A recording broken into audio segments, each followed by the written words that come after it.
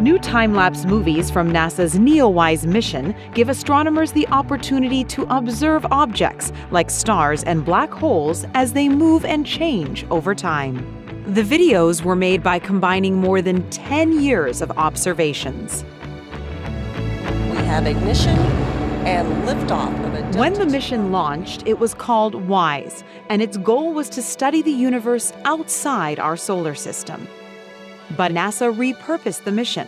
Now under the name NEOWISE, its main job is to actually find and track asteroids, comets, and other near-Earth objects.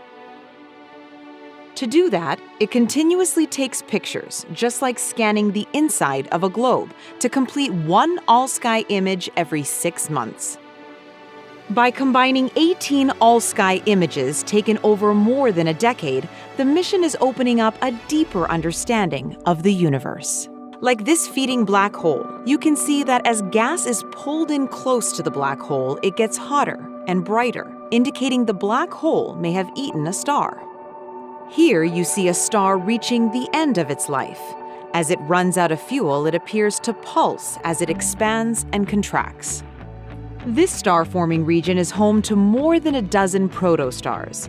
Observations like this show scientists how these clumps of gas and dust eventually grow into stars.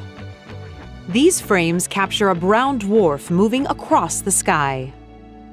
Brown dwarfs are objects that form like stars, but aren't massive enough to become stars. Using WISE and NEOWISE data, scientists have identified hundreds of brown dwarfs hiding in our cosmic neighborhood.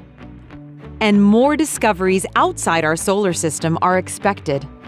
As with this star, scientists don't yet know what's causing it to brighten.